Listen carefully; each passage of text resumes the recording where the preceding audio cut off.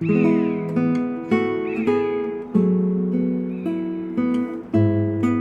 Wild Strathfillan initiative is a landscape-scale nature restoration initiative in the north of Loch Lomond and the Trossachs National Park.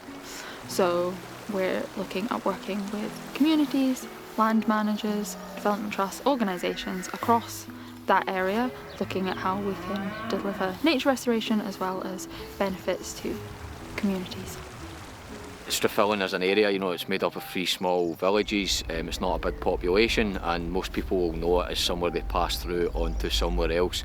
So it's not really a place people stop off for any one reason.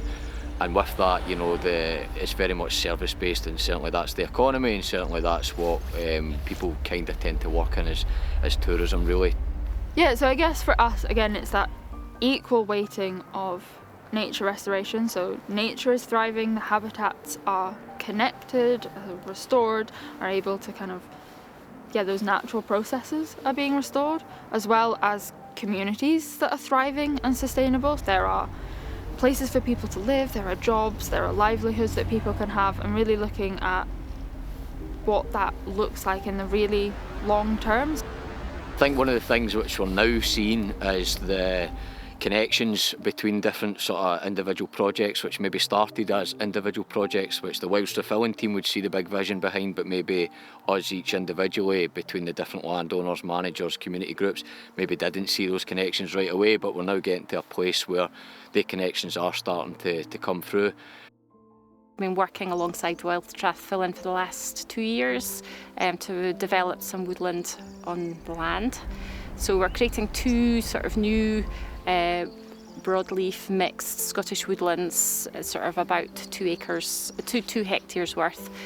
So the idea there is that we'll contribute to the local sort of habitat for wildlife, creating corridors for wildlife on the farm, but also it should benefit the working of the farm in terms of allowing, creating shelter belts for the sheep, improving our water quality for the river and our drinking water actually on the farm as well.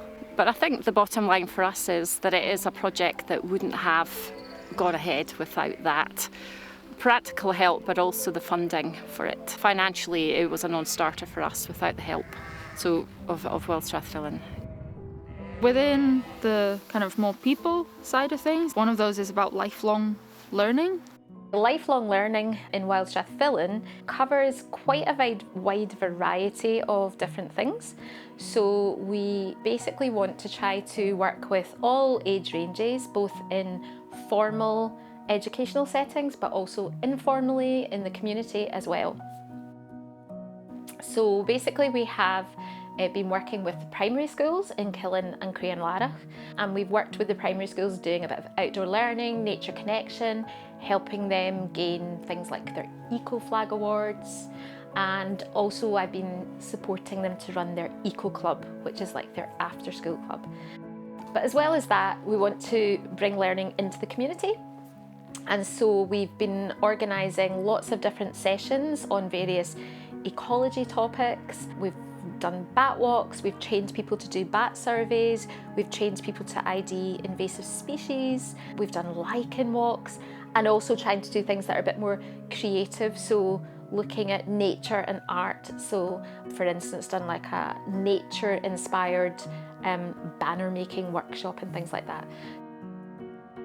Yes, so the other advantage of the Wild Strathfillan project for me would be, being a local resident. I've had the opportunities to sort of dip into, the various workshops and sort of learning opportunities that have sort of presented itself.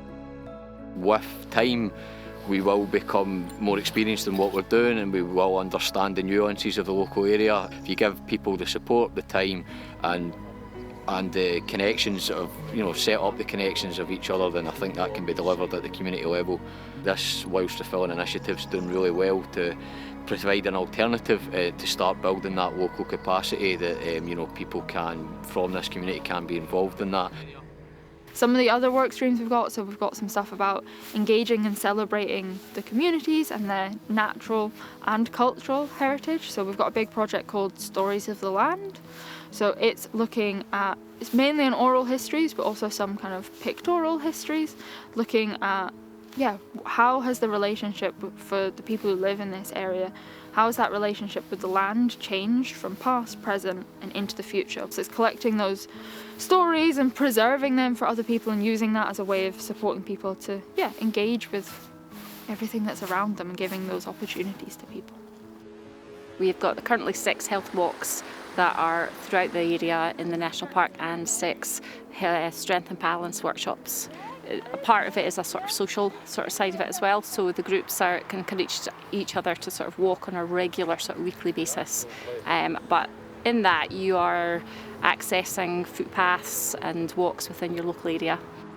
2 of the really key partners for us in the more community side of things is the 2 development trusts in the area. So we've got Strathfillan Community Development Trust and we've got Euan and Diane Community Development Trust as well. So they're really key in delivering a lot of that work because they're embedded in those communities that we're wanting to work with.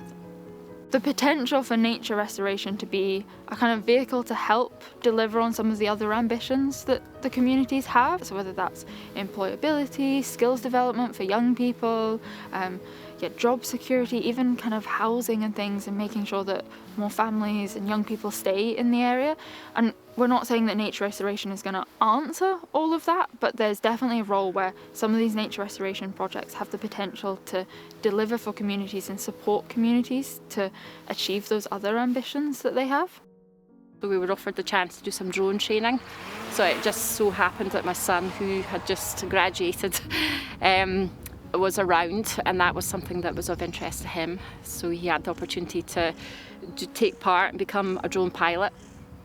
And off the back of that, we've used his skills to sort of map the progress of the farm's woodland projects.